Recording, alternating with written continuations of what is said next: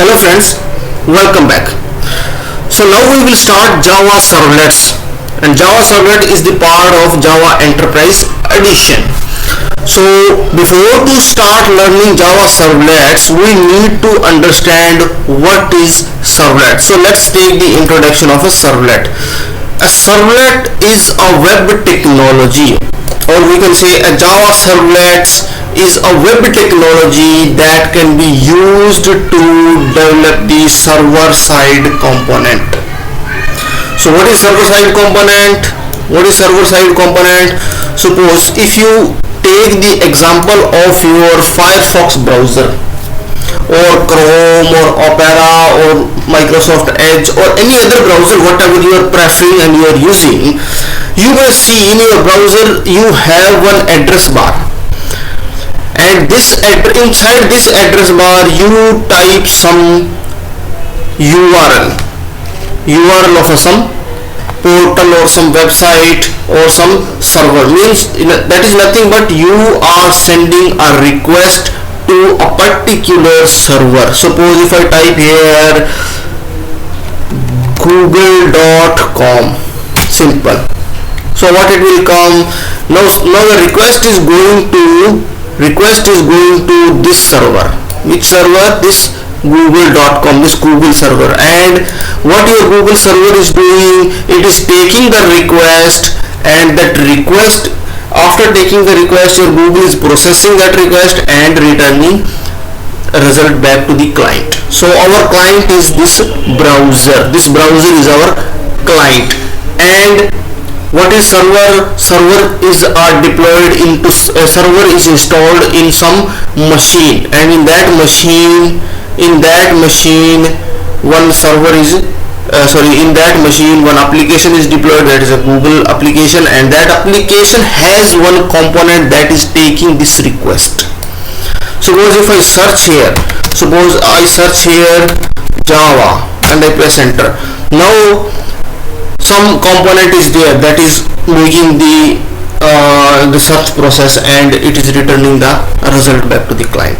So that is a component. Means component is nothing but we can say that type of handler only that is handling the client request. Simple.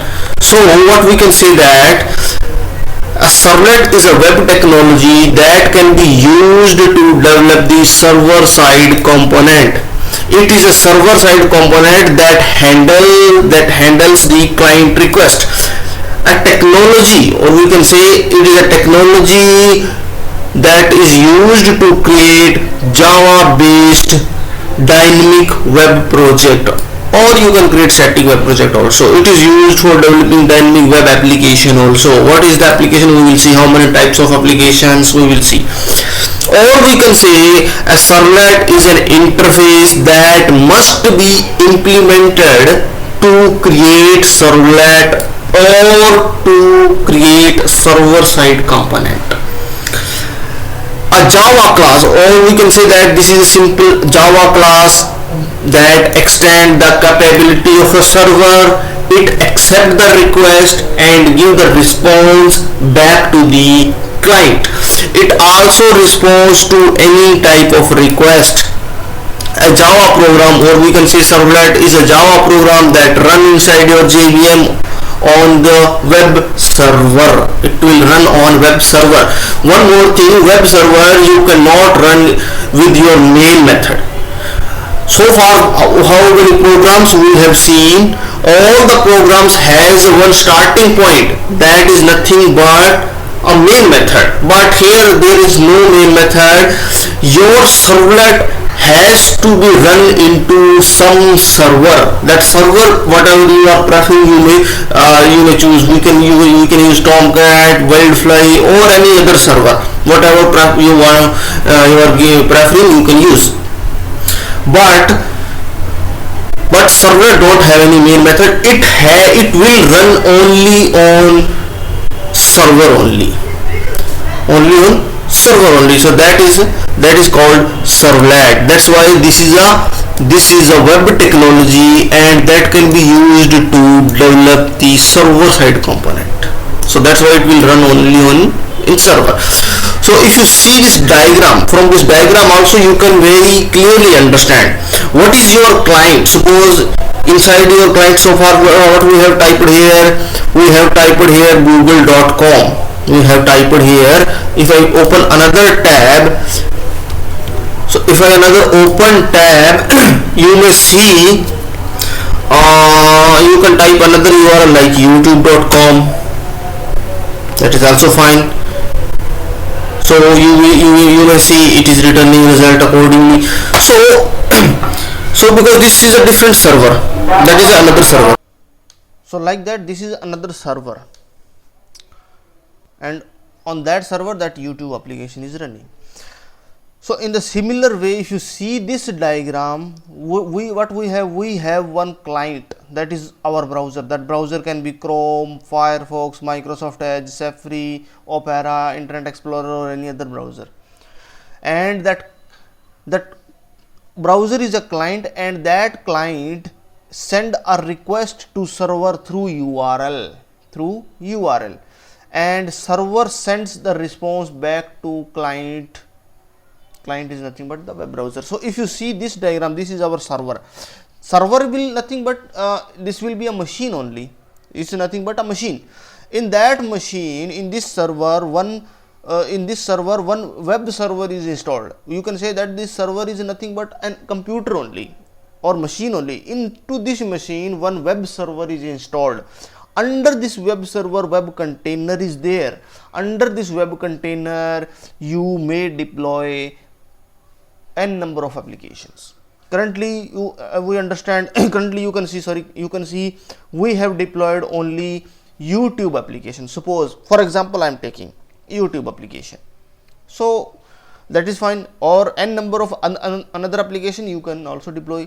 And under this web applications, there will be so many servlets. Like this is home servlet, home page, like that. Another so many search servlet, find servlet, so many servlet you can give, and so many web pages you can give according to your choice. So that is the flow how servlet is working. So that is the introduction of servlet. Now we will see how many types of applications are available. So far, how many types of applications? We have seen only standalone application. So what is standalone application? This PDF viewer is our one standalone application. Our Chrome, Firefox, or Chrome or any other, that is a standalone application. One music player, that is one standalone application, means an application that can be installed on single machine and can be used by a single user at a time, called standalone application. For example, Java IDE, like Eclipse or Spring Toolshot or Intel IDEA, any IDE, JDK, music player, LibreOffice. So these all are the standalone application that you will install in your local machine and you will use. That is called standalone application. And standalone application can be developed using C, C++, Java, or Python, or any other programming language you can use to develop. What is the problem with standalone application? One problem is that you have to install application. Simple. This is, you can say this is a problem or whatever you will think, but you have to install application. Another thing, data sharing is not possible because application is deployed in different machines only. There is no connection to that application to another one. So data sharing is also not possible. Maintenance problem. One maintenance problem is coming. Suppose you have released a new version. Suppose first time version 1.0, another time you are releasing 2.0. It means new version is available. So what you have to do? You have to download the latest version and you have to reinstall it. So that problem is there. In that case, you can say maintenance problem. When new updates are released, need to install the application in all the machines. So this is called standalone application. Another one is a client server application. What is the meaning of client server application? We want to share the data, that's why we are using client server application. Client server means two applications are developed. One application will be installed in server, another application will be installed in your machine.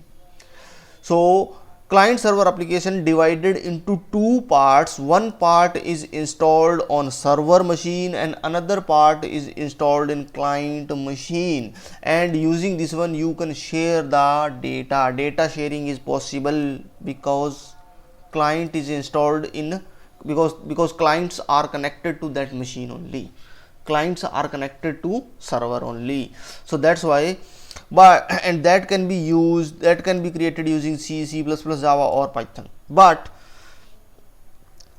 here this another issue is coming, maintenance problem. Why? Because since data sharing is possible, we are able to share the data, but maintenance problem is still there. What is that maintenance problem? If you release the new version, if you release a new version, you have to reinstall application, or you have to update, you have to download, you have to do all these things. That is called maintenance problem, but that is still there. In that case you can use web application. See, if you see web application, you no need to do any installation in your local machine. Since if you see this, currently this is a Google, this is a Google. Suppose if you see currently this Google is showing this doodle for today's, this is for today. If you see tomorrow, then this doodle will change, some other doodle will come. How it is coming? Because they are updating the application in server only, in center server only, and from the client just we are accessing the application. It means we no need to install anything into our machine. Only the recommendation is, only the requirement is, you must have a client. Client means in your machine you must have a browser. Any browser if you have, you can access that application. Simple. Even if your browser is old version or new version, doesn't matter, it will take. So that is that, but we should keep, because some feature may not work. If you are not updating your browser, then some feature will not work. That's it. That will you will get that type of difficulties, but you can use that application. So you no need to do any maintenance. In that case, this is called, for that purpose we will develop web application.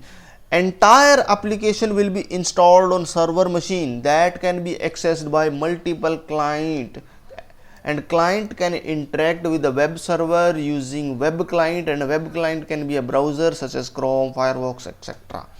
Examples are this one. For example, youtube.com, google.com, gmail.com. So these all are the applications that are deployed or installed in into a server, and that that application you are accessing by clients only. Simple. And web application can be implemented, can be created by Servlets, JSP, Stud, JSF, Spring MVC, .NET, etc. But here what we are using, we are going to use Servlet to create. JSP is another technology that is also used to create web application in Java. We will see this later. Struts, that is deprecated. Instead of that one, Spring MVC is there, we will use. So that is called web application. There are two types of web applications are available. One is a static web application, another one is a dynamic web application. So what is a static web application? Suppose a static web application contains contents will remain same for all the user, it will not change. That is a static. Suppose if you see W3 schools, if you see W3 schools, that is a kind of static application.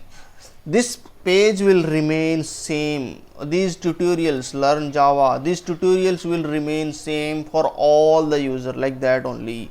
Yeah, since it is a, if you are going for the try, suppose if you are going for the try, then this will differ. That is a different thing. This is another, this is some another compiler and program running command line, it is they are giving. That is a different thing. Okay, fine. This is called static web application, that contents will remain same for all the user. Only HTML, simple HTML is enough to create the static web application. Dynamic web application, contents will change according to the request. According to your request, your contents will change. Suppose Facebook, if you see Facebook, you are logging, then you may see some different posts. So in Facebook you may see n number of posts, but at the same time, if your friend is logging to Facebook, that your friend will see some different posts. Why? Because that is a dynamic application. So that is called static and dynamic application. Okay, so using servlet, what we can do, we can develop an application, dynamic application or static application also. So we can also say servlets can be used to create a web application. Understand that? Now this introduction is very clear. What exactly the use of servlet? A servlet is a web technology that can be used to develop server side component. Simple. Okay, fine. Or we can use servlet to create a web application. Fine. Okay. Next we will see and there are two types of another application are there: distributed application and enterprise application. That we will see later. Okay. Next one is client server architecture. What is client server architecture? Web application follow client server architecture. Client server architecture is a computing model in which server gives a service to client by handling request for the client and giving a response back to client. That is client server architecture.